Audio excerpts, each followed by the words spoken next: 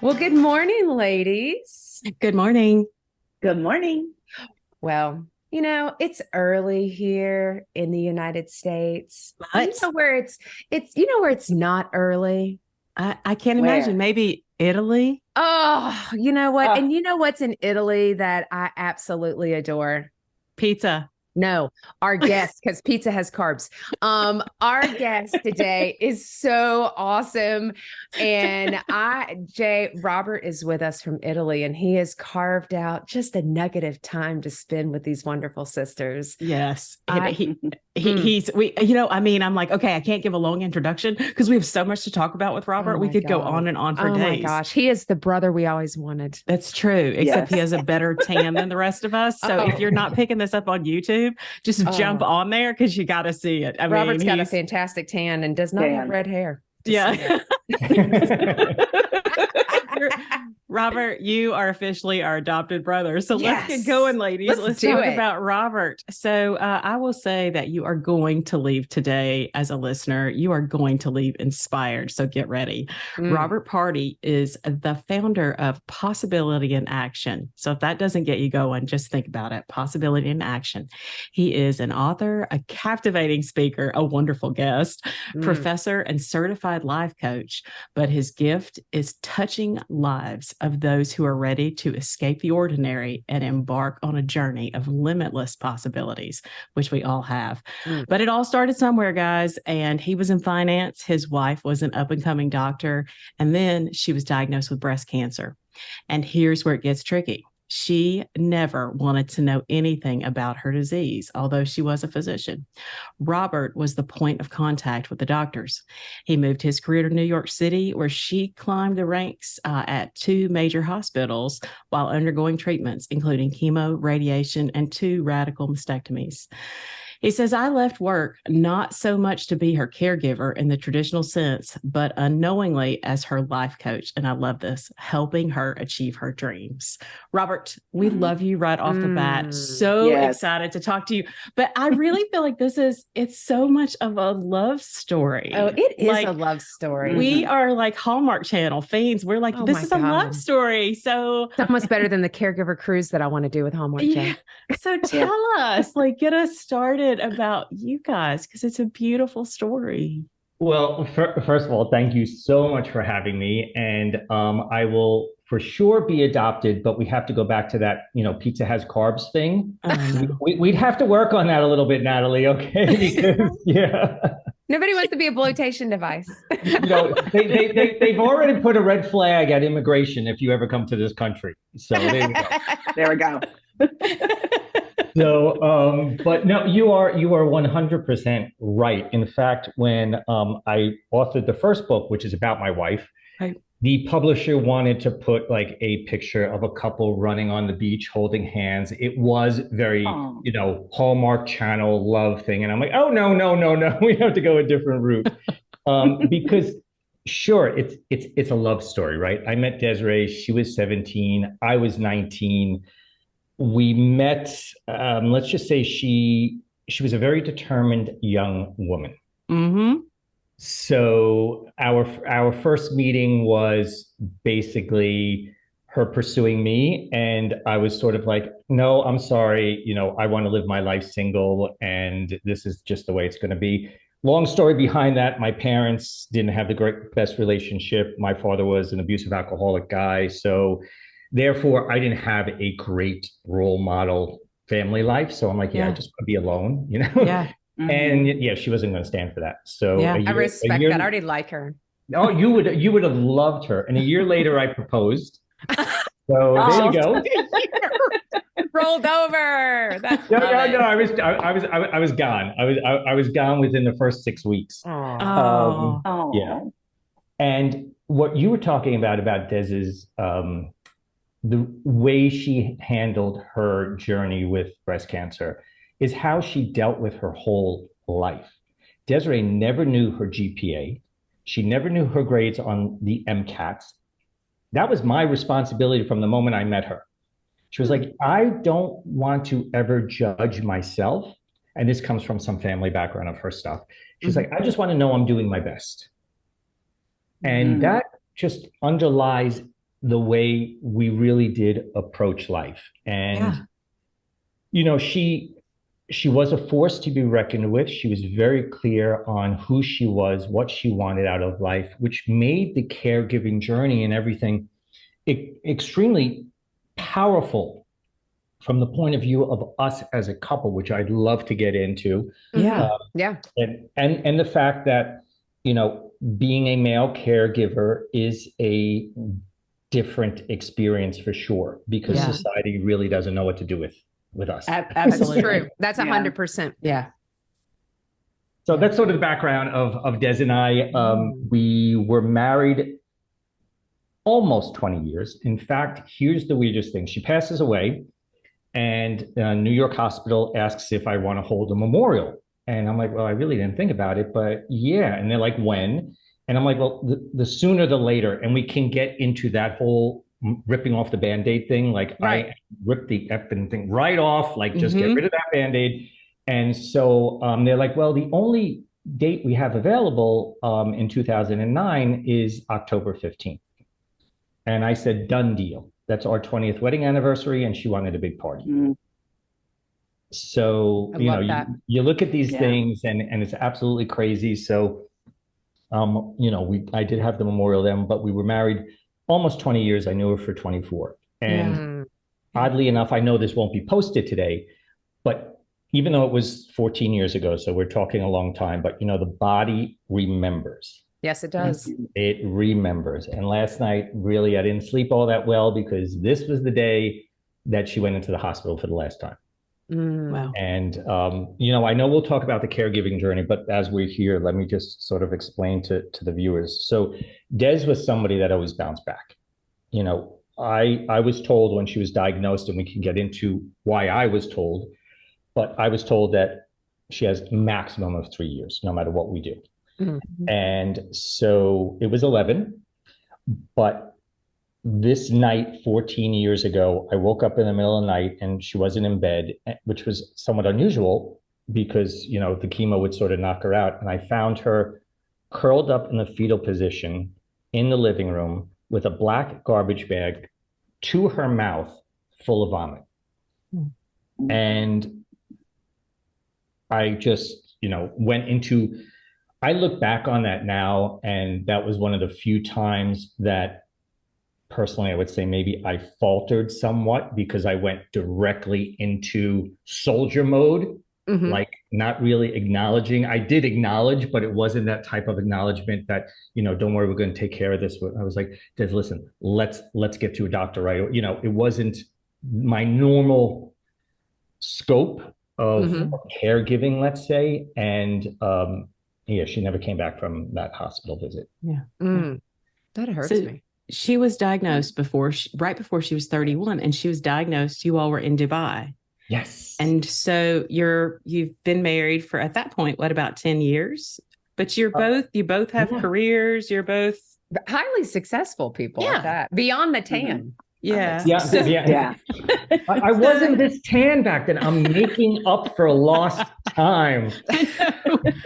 So that's kind of, first of all, exactly what you said. It's so rare that if you look at our episodes, Robert, and this, it's primarily women. Yep. Yeah. There are so few men that are comfortable getting out there and talking.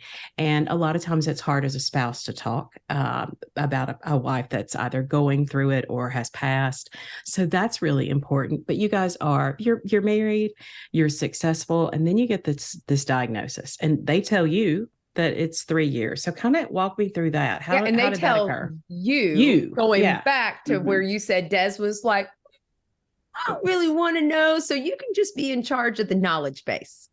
Well, actually, that was before she even raised her hand. So here's the funniest thing. So we were at, let's say, the peak of our everything, right? She was excelling. I had recently graduated Columbia. I was recruited by the Abu Dhabi Investment Authority. They had told me I was the youngest recruit. We had everything we could have imagined, right? There was going to be money. There was going to be travel. There was going to be all kinds of things. And so she decided to take a leave of absence between the MD and the PhD. Well, it's really weird. You do 2 years of MD, PhD in the middle, and then you finish the MD. So she was at the 6-year mark and she had the 2 years left and she wanted to take a sabbatical to live with me in the Middle East because we were doing, okay, this is a movie, right? Every 6 weeks we were meeting in a different country because we were living separated. I'm telling you, I mean, that's harder to film for Hallmark, but keep going. So you know, she spent her birthday in Paris. Oh, that's terrible. I know, in front of the Notre Dame with a blanket and some cheese and wine, and you know, sitting in the grass. So it's the perfect life, you guys. It is. It sounds like the perfect life. And then it looked like the perfect life. Exactly. This interruption. Well, she had actually found a lump in her breast a year before. Yeah. Now, I can't fault the medical community. She was 29, 30 at that point. She had a history of cystic breasts. Her family had no family history of any type of cancer. So the GYN basically said, you're too young. This is 1997, 1998. So, of course, they didn't do mammograms. They didn't do those things back then for young women. It was very rare. Right. So while we were on the plane, she had a pain under her arm. And I said, well, you know what? You have to get a medical screening anyway in the UAE to live in the country. So let's just do the full checkup. And lo and behold, speeding this whole thing up, they decided that the lump was suspicious. And they decided that they were going to remove the lump. But they did tell her, if you wake up with a PCA, that means that, so that's a patient-controlled pain pump, that what it meant was that it was highly likely it was cancer. And so this was supposed to be a very short surgery, but like after 2 hours, like she's still in surgery. I'm like, what's going on? And the doctor comes out. Now, a male doctor, educated in the United States, but you know, of Muslim descent, let's say Muslim religion, was not telling me because I was the man, but he was young himself. And here was this young, vibrant expat woman that was just diagnosed with breast cancer, and he was sort of taken aback. So he told me, and I said, can I actually give her the news? I think would be better for me. And so I walk in as she was waking up, and oh wow, I could like lose it right here. She looked at the pain pump, and that was it. That was just it. She looked at me and she said, it's cancer. And I said, yes, what do you want to know? And she said, only the next steps. She said, Robert, I need you to be the buffer here because I know enough of medicine to be dangerous to myself. Wow. Yeah. Now, here is where my view of caregiving is a lot different, because I believe this from the moment she was diagnosed, but even from the moment, like just knowing Desiree and some of the things we went through together, a caregiver's role is not to fix. And while I would have loved to have that magic wand or, you know, ask some divine being to come down, and I tell you, I walked on my knees in Lourdes. I took her through all the doors when there was the Jubilee. Like, I'm like, you know, there has to be some sort of magical presence somewhere, right? Let's go look for it. Yeah. But I realized that caregiving is nothing more than basically seeing the person during their journey. That is it. You have to acknowledge their humanity. You have to acknowledge everything that's going on. You know, I remember once like freaking out because she was eating sugar, because sugar could feed cancer. And she basically was like, Robert, I have to live my effing life. Like, you know, please, I can't live this way. And that was one of those times I was like, hey, wait a minute. Yes, that's right. I'm here to help you live your life. I'm not here to help you focus on getting rid of the cancer. And so therefore, when the doctor asked me that, told me that, and she asked me that, I realized that was the gift I could give her. And here's the thing. It's not because I'm a guy, right? But because Desiree didn't want to know, and she was super intelligent, I was terrified to let people know what was happening. I couldn't tell my mom, leave it alone. My mom would have went into the, you know, the Italian drama thing. Desiree would have picked up on that right away. But I couldn't tell everyone that asked me, it's okay. We're holding our own. Everything is okay. I couldn't share it with anyone.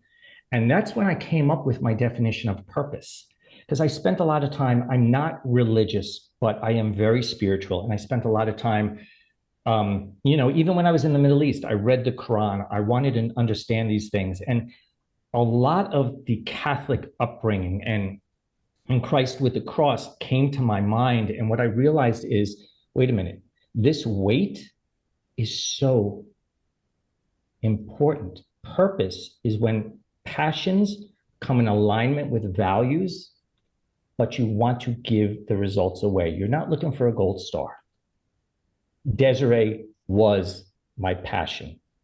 She was. That life, seeing her smile became so purposeful that the more I put on myself, the more I was like, wow, I can really make a difference here. And so, a lot of men that I've worked with, they hold it inside because they don't want to show the vulnerability. And what happens is they let it weigh them down because they have no expression of it. They don't know what to make of it. And I was able to think, okay, my job, here's the thing about hope. So if we can redefine hope as well. My job was to take everything I was being asked to carry and make it into something wonderful. And what I realized is hoping for a miracle would have destroyed me. Hoping for the best day possible, which was under my control for as much as it could be, gave me all the power in the world that weight didn't feel so heavy. And to get back to the vulnerability for a second, we all need an outlet. I am someone that I am very emotional. I cry all the time. I'm just somebody that cries. It is what it is, right? And I love you more. Thank you very much. Thank you more for that. Thank you. I did not cry in front of Des because that's not what she needed. Des, here's the thing, and I'll circle back to sort of the vulnerability for a second. When Des and I looked at what was in front of us, now these were not the words we used, but now, being the writer and everything nice like that, I've come up with all these nice things, right? So we decided that adversity, in this case, it was cancer, but adversity was not going to be the dominant color on the canvas of our life. We used that color as contrast for all the great things. And we learned to live in joy. And so I knew she didn't need to see that from me. Yeah. We had a great oncologist. I'd go to his office. We would chat. I would cry. I did go to the Catholic Church and I did speak to priests and I cried. I found outlets for what I needed. I was also super fit because, I was in the gym all the time because there was just so much that I needed to get out. I was like super drugged out on cortisol because I was in fight or flight. Funny thing, just to bring that forward. So when I went back to work, I had to eat, let's say, humble pie in a way. I was always considered a really great leader. And when I went back, the staff that had always worked for me had trouble with me. And so I spoke to my business partner and he's like, listen, not every decision is life and death.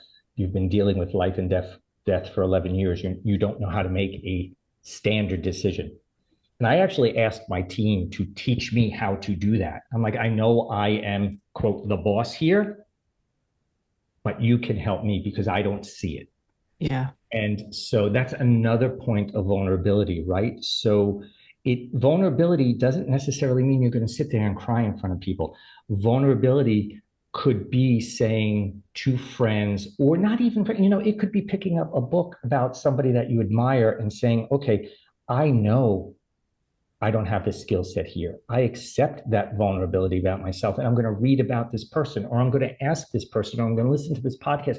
I'm not going to be afraid to confront the fact that I don't know, because a lot of times the men I've worked with, and whoa, you want to talk about like crazy dreams?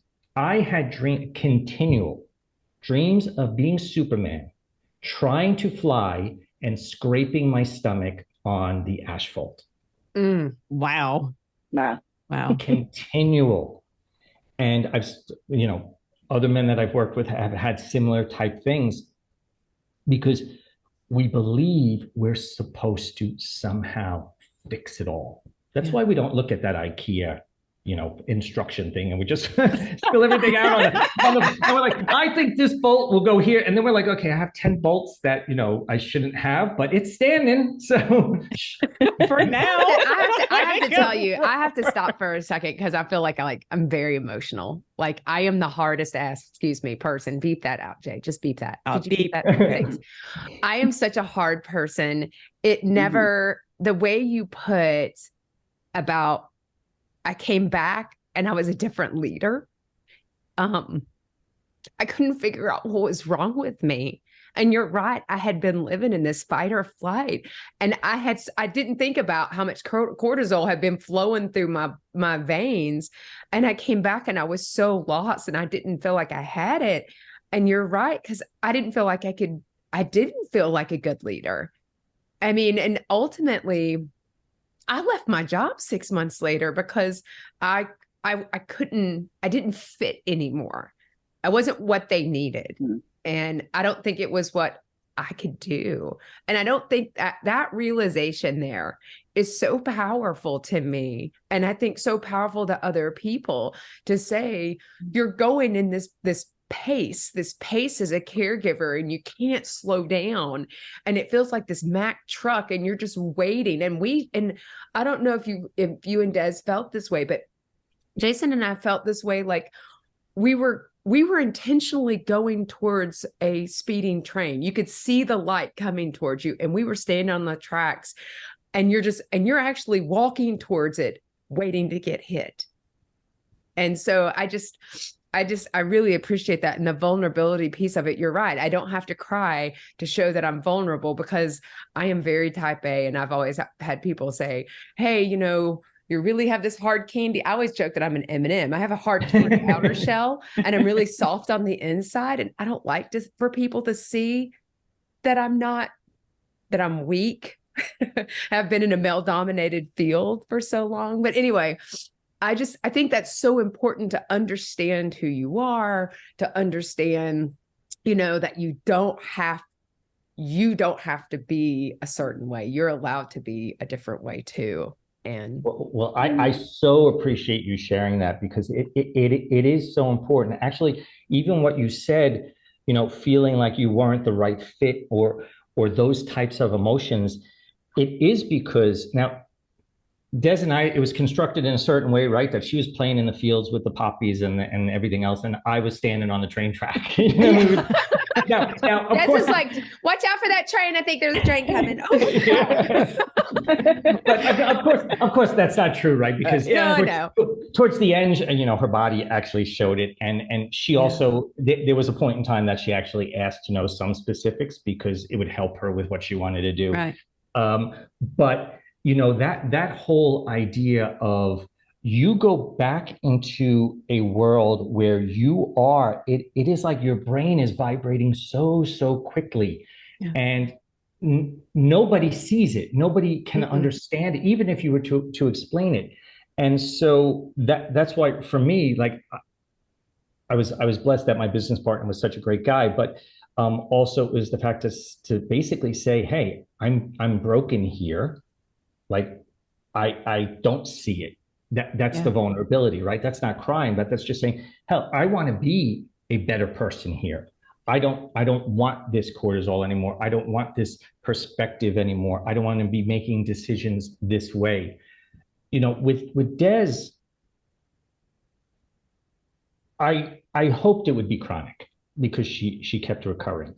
And I will never forget the doctor. He was the most awesome man ever. That's a whole nother story. He passed away, but he called me to discuss the results in person, and he had never done that. I remember walking those 8 or 9 blocks, I don't remember, March, freezing cold, in a t-shirt and shorts. I was so numb to go to his office. And as soon as I walked in, I just knew, right? And that was the moment, and I think it's critical here as well, right? That was the moment I sat in his office and I'm like, game over, right? And he's like, well, no one can ever say that, but I can't seem to control the cancer growth anymore. I can't slow it down. And so I said, well, what do we do? And he said, well, this is the time that I would recommend hospice, but that's not Desiree.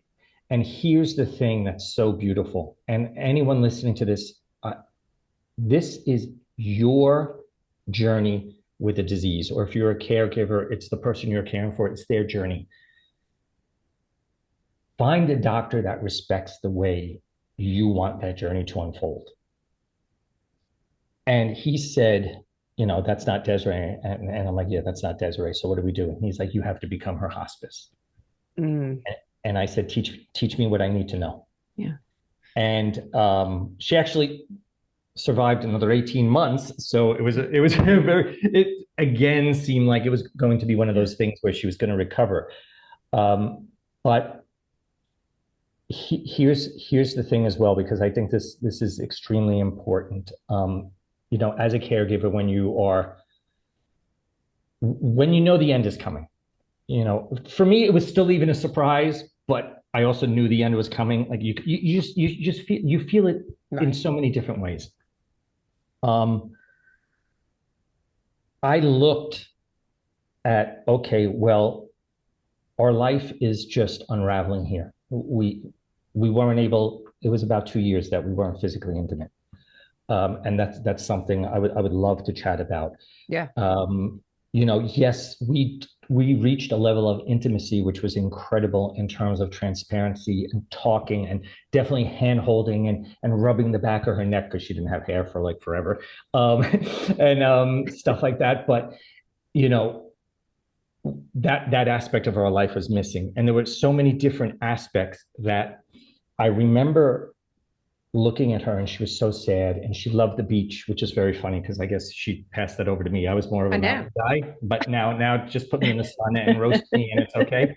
So, and I looked at her and I'm like, I bet you would love to go to the beach. And she's like, yeah, but we can't travel. Because she was having like uncontrollable diarrhea and all kinds of other stuff. And it was so difficult. And I said, hey, I have an idea. What if we take a taxi to Coney Island? We could grab a Nathan's hot dog and you put your feet in the water. That was the best of the solutions. And here's the thing, everybody. You have to walk away from the perfection and best. Best is not 100%. Best is giving 100% of what you have. If you have not slept in 3 nights, I'm telling you, you're going to only have about 20% the next day. Yeah. Make that 20% the best it can be for you and for that person. So we took a taxi to the beach. We got the hot dog. She put her feet in the water. She smiled like so big. She turned around and she said, Robert, I'm in a lot of pain. We need to go home. It was not even 5 minutes. $100 and something at that time. I was in so much debt by the end of the whole journey. But I'm like, put it on the credit card, whatever the case is, let's make this happen. Yeah. She came home, she went to sleep. But I know that moment where she smiled was more medicine than anything else that could have ever happened. And that was the best that things could have been. And instead of focusing on, oh my God, we can't go to the beach, or we can't do this, or we can't do that, we can't eat this food. Oh, no, we can do this. And let's just revel in that, because soon it's not going to be there. Hey, ladies, I need to interrupt for just a second to share about the Sisterhood membership. It's basically a sale every day. And the best part, it's free. Here's the details. We're partnering with our friends at Benefit Hub and other care partners to save you money. With over 200,000 participating companies across the US and abroad, you'll find discounts at your favorite local stores, huge savings on vacations, amazing deals on home, auto, and supplemental insurances, and everything in between. Go to confessionsofareluctantcaregiver.com to sign up, and then definitely tell your friends about it. They can join too. Trust me, there's a discount for everyone. And don't forget, it's free. Okay, back to confessing. Right. You know, Robert, we did in our very first call, and it's something that is a hard topic, but we talked about intimacy. And I know I've had ailments before. I had endometrial cancer and am totally have a clean bill of health now. But things like that are hard in marriages. And I know Natalie's experienced that with her husband. And we talk about different levels that takes your relationship to. But as the female, it's kind of disheartening on it's hard for me. It was very hard for me. But tell me, because I think men need to hear the male voice. The female voice is always like, well, this is what it did to me. But tell me about your relationship with your wife during that time, because I know there's some humor in it as well. You guys, you guys made it. And so tell me about that. Well, I'm so glad you brought that up because, there were all kinds of things. Now here, I have an acronym for loss. And even though I was not the one with the illness, right, I was in a loss situation. Yeah. So loss is the lack of self, meaning that it attacks your identity, and security because the world does not feel safe. So first, as a guy, right, like, if you're hanging out with your friends and they're talking about like this or that, because there's always those banters about sex or something like that, and you're not sexually active with your partner, like you feel, oh my God, like, am I really being a man? Right? Now, here's the toughest thing. So guys that listening here, the strongest you can ever be is to actually have that conversation with your partner. Don't ignore it. That is not stepping up to the plate.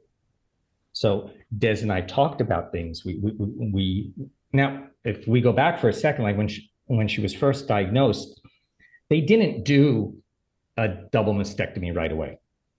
And this was the Middle East, and there were all kinds of complications, right? So she had one breast, and she was double D. She was very proud of her body, and she was lopsided, right? And she was very uncomfortable. We learned, and I am 100% sure that it's the same for everyone. If you bring in humor, you will open up intimacy and you'll reduce the situation. So first of all, the one breast that remained was Boubette. We called it Boubette. Which I love. Okay. And, I'd ask, does Boubette want to come out to play? Stuff like that. we just, because there was nothing other to do in a way. Like, this is what life gave us, and she loved me, I loved her, we were going to work this through. I can just imagine what it's like for a guy that has, erectile dysfunction. I can't even comprehend, like, here I see Des being lopsided and just the devastation. But then she decided to go through a stem cell transplant, and that put her into menopause, and she had a very strange reaction in terms of the endometrial growth, where it was very hard to actually penetrate. And then she had expanders at one point in time, which we would joke about and stuff like that, and because they were all different sizes. And I'm like, oh, if I was only that big, something like that, So I'm like, we're not on this podcast. Like, guys, if you want to, this is like the best, because it's absolute truth, though. But it is like, and why not in a way joke? Because we're confronting death right now. Of course, we're talking about my caregiver journey, which there are caregivers that someone recovers. They have an illness, they've broken a leg and stuff like that. So that's one thing. Mine was that high-speed train. I knew it had to hit. There was no way that it wasn't going to. So in that situation, what do? Let me step, and I joke about this, but let me step up to the plate. As a guy, I know a lot about armor. I think we all do. But guys, we tend to be able to really pack on that armor. You know what?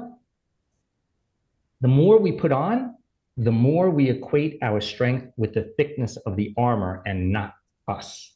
So you know what? Strip down, jump in naked, and wrestle with the demons, right? And so that's what I did with Des.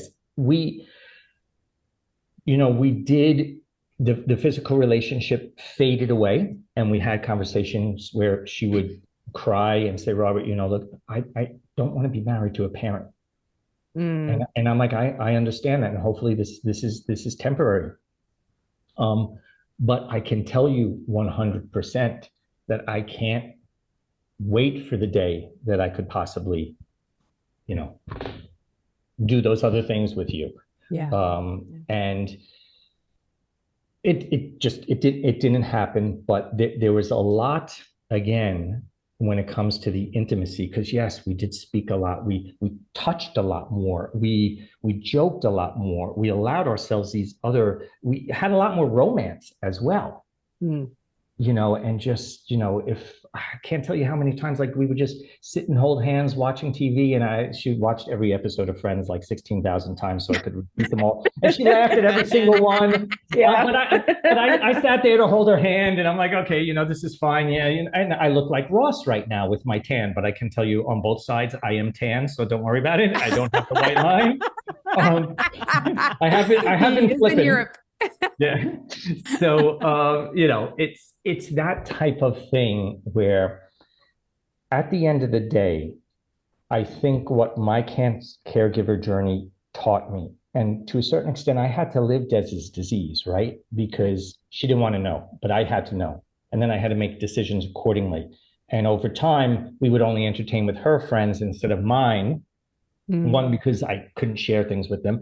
And second, I wanted to make sure she saw her friends up until she couldn't. Like, I started thinking about all these types of things. But what it taught me, and if you want to look for like reframing and gifts, and honestly, reframing sounds like a nice tool. If you just reframe and you sit there at reframing, you're just going to fight against it. There's going to be that voice in the back of your head saying, what are you saying? You're just trying to convince us, blah, blah, blah. But if you find evidence of the reframe, and here the biggest lesson was it taught us to strip away the unnecessary.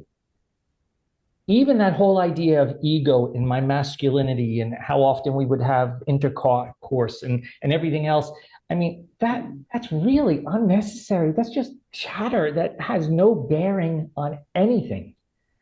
And so we had to look at those things. And I think it's a beautiful way to live life. If you start thinking about really focus on impermanence, because that's what I had to do, right? The train was coming. I knew it was coming.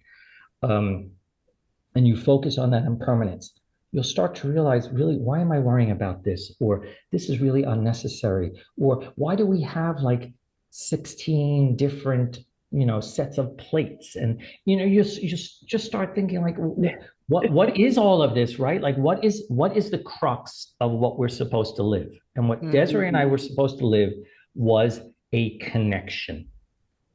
And my role in that connection was to support her to reach her dreams. I'm sure she could have done it without me, to tell you the truth, 100%. But she became the founding director of palliative care while having metastatic breast cancer. And I know I played a part in that. I think and we talk about you assisting her. That was kind of your goal as a life coach, to help her get her dreams.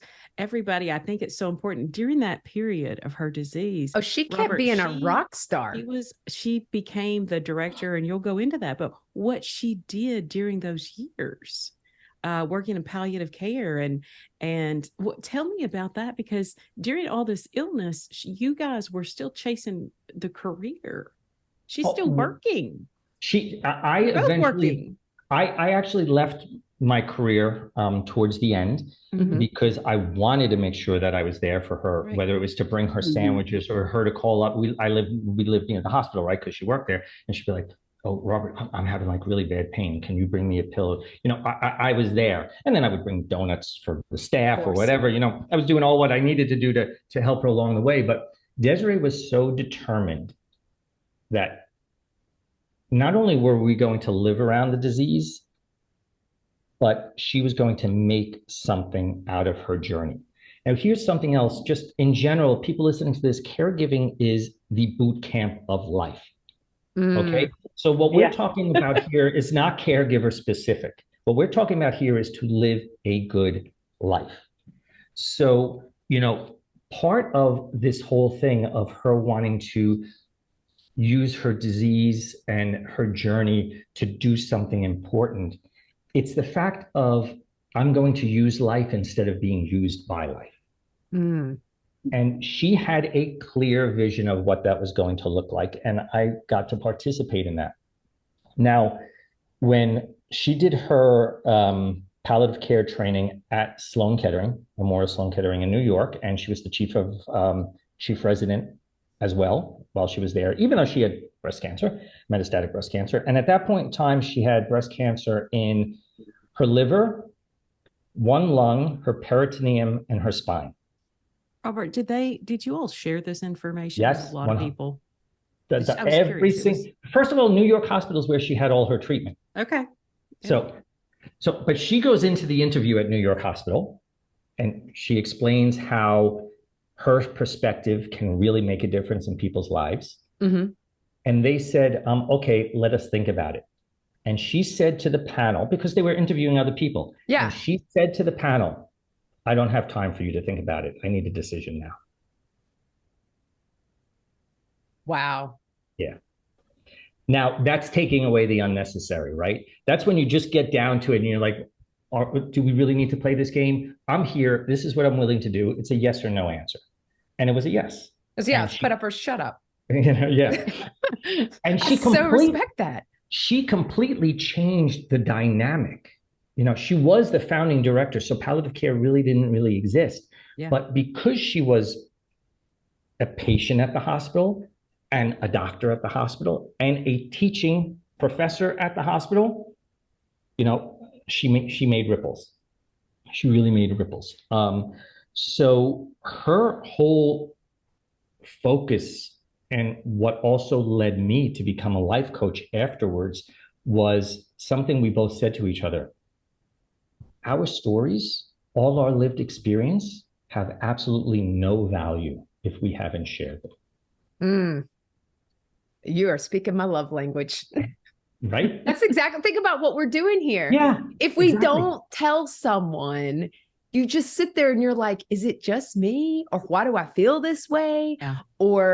And the insights gained is really the gift that you give to someone else. And if they take it and they absorb it, or they figure out their own stuff or whatever it is, I think we go through this stuff because we were meant to learn something from it. And what you take from it, what you do with it, is totally up to you. Yeah. But don't miss the message. Love that. Don't miss the message. But then again, if you take that message, you open it, you read it, you put it in the envelope, and you put it in a drawer, does anyone know that message was received? That's right. The tree in the forest thing, does it make a sound? Well, if you're not sharing the message you got, did that message really exist? Yeah. That's part of, again, these are life lessons, not necessarily caregiving lessons, mm-hmm. but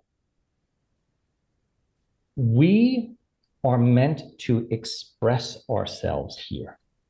We're supposed to, we want to know ourselves, of course, but then express ourselves. The inward journey is meant to be expressed outward.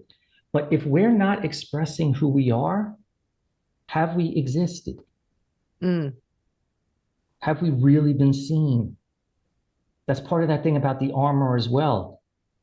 Hell, it came to the point in time I was going to have to take off the armor. This is who I am. This is what I got. I'm going in. And I know that sounded very much from the male side of the equation, but it is the journey we decide it's going to be. The things we encounter, we can't control. The whole Stoic thing, right? But the way we respond, the way we craft our lives, it's that. There's a beautiful quote by Richard Bach in his book One. Now I'm paraphrasing because I don't remember it 100% anymore, but it says we're each born with a block of marble and the tools to craft it into a sculpture. We can leave it untouched. That's inaction. That's complacency, right? We just got that block of marble. We're just going to sort of live this life. That's it. We can pound it into gravel.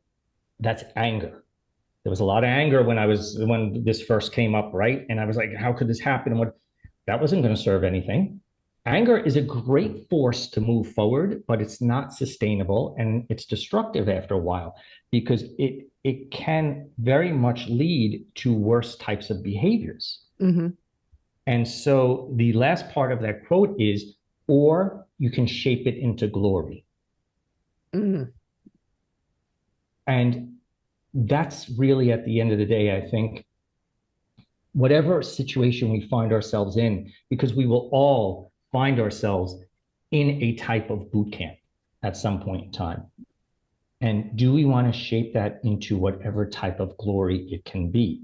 I would have probably never become a life coach if I didn't take that perspective during caregiving and realize that I became her life coach to help her achieve her dreams, but also to confront so many of the fears and the limiting beliefs of what life is and what life we're told should be and everything else. And look, I walked away from an investment banking career. I have a Columbia MBA. I was teaching English for $8 an hour in Italy when I reimagined my life, because that was the investment I needed to make to live the next story. And this is the thing, the question I asked myself, and here's the question you can ask as a caregiver as well, is what is the best story that can come from this? I asked myself that question when Desiree passed away. It wasn't the what if I fail doing that story, going after that story, but what if I succeed? What if I actually make that story happen? And that's, again, if we just take into account your caregiving journey, it is tiring, it is heavy, it is draining. We have to be aware of those things. But we don't have to let it steamroll us every single day. That's approaching it as obligation. Step back and look at what's the opportunity here. And now, this is not easy, right? There were a lot of times that I just wanted to, go and, I don't know, punch something, to be perfectly honest. Yeah. But I also had to say, okay, if I am approaching all of this as an obligation, I'm going to start to hate everything that's happening, which means then I am projecting that onto the person I love. Mm. Love and hate don't exist, right?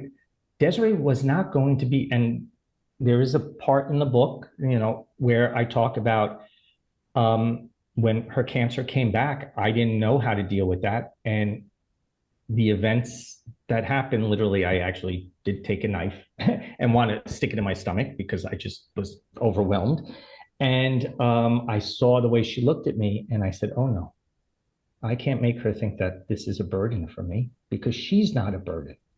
She's the love of my life. She's a gift that I was given. And that was it. That was the moment that I was like, this is ridiculous. I made this all about me.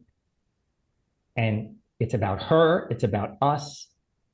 But I am given this opportunity to really step up and be that knight in shining armor. Even though I hate that term and the white horse and everything else, but I could have either been and this is the same thing after she passed away, I could have sat in the bitterness of it all. Mm-hmm. But I'm not respecting the love that I know exists and existed. And so when you're feeling overwhelmed as a caregiver, at least for me, one of the things I looked at is I said, wow, but these things I'm doing as a caregiver give me another day with this person. Mm. Oh, I'm going to tell you, it's just, Robert has taken us to church today. That's amen. Because I'm like, oh, we went to church today. Did you notice that we didn't have a whole lot? We didn't talk a lot, which we were not the interrupting cows, because we were like, everything you said hits the nail. I just am so like, I'm grateful, grateful, yeah. Touched. And I'm so blessed and thankful, because I feel like there's so many people that will take away, no matter where you are in your caregiving experience, even if you're working your way through the after. Yeah. There's so many things about purpose and about intentionality and about vulnerability, Robert, that you're past that time and you've got the ability to look back. But if we could pick up on that now in the midst of it and go, wait a minute, I'm going to take that hope portion and I'm going to do my best today and not hope for the cure. For me, that's what I take is, Jay, you stop hoping for the cure and hope for this great day. And so today Mom got to go get Sonic ice cream and that was the best day. Oh my God. I'm going to tell you, so we always, Robert, I forgot to tell you at the beginning, we always love to do sister questions. And Okay. And I know we've got limited time because we could be on a whole nother episode and just keep going to church. But we do sister questions. And so Emily, because Emily's always quiet, I want to have Emily ask the sister question. Cool. Oh, thank you. Gosh, it's hard to get a word in with those two. But Robert, you are beautiful. I mean, you've touched my heart today. When I hear that word boot camp, I remember telling JJ, I know this is going to be 3 months of boot camp with Mom. How did you get through it? Wow. So honestly, I'll just go back again to the idea of purpose. Now, I did a lot of, just to go way, way back, right? So the whole thing with my dad, right? Growing up with an abusive alcoholic father, you learn about uncertainty. You go through a boot camp. You learn about resilience. You learn about grit. There's a lot of things you learn, right? So I had those tools in my tool belt. So one of the things, I would journal a lot. Now, I don't know if any of you have ever read the book Conversations with God, and I'm sort of plugging someone else's book, but it's an old book. It was written by Neil Donald Walsh, but basically he would journal and he would get a response from what he believed was God. And, we have that inner wisdom inside of ourselves. Yes, we do. And so how I got through it, especially because I wasn't necessarily able to talk to people, I would journal. I would ask myself the questions. Why am I carrying this weight? Why am I letting this bother me? What could I do differently? How can I show up as my best? What would Desiree need from me that she might not be telling me? How can I ask her without giving her fear? And so every day I was writing in this journal because I am that type of person that I'm very inside myself. That's what I was doing to, let's say, get myself through the boot camp. Then, of course, 11 years, it becomes natural. And she was very self-sufficient, right? Hey, we traveled around the world. She volunteered in India, even though she was going through chemotherapy, which I was like, her oncologist. I'm like, India, really? It's okay. He's like, yeah, I'm going to be there. I'm like, it's India. You can't drink the water. Don't worry about it. Okay. Surrender. Okay, surrender. Everyone told me it's going to be okay. I will surrender. But no, she was very self-sufficient. So that made our journey somewhat different. But I had to still deal with the more emotional aspects instead of the physical aspects. Like the results would come and we would have to change chemo. And she'd be like, it's bad. And I'm like, no, actually, and I knew enough about medicine at that point in time because I helped her study. And, the doctor helped me a lot. And I actually volunteered as a chemo person as well. That's a whole nother story. But anyway, so I would sit there and I'd say, no, but you know what? He wants to switch up the chemo to shock the system. And I could explain why medically that would fit for her as a lay person. And she'd be like, oh, okay, that makes sense. And we would just go on our way. So, I had to balance that aspect. So it might not have been the physical stuff, but there was still that weight. And the journaling helped me 100%. And the exercise. Yeah. I totally agree. Journaling is what got me through it. Because I read my journal entries this summer. I went back for the first time. I never had read my journal entries after I wrote them. And then I realized how much grammar issue I had. And so I was grateful for everyone who did not think I was an idiot. I'm like, oh shit, there's a typo. And so, but journaling is wonderful. And yeah, I totally agree.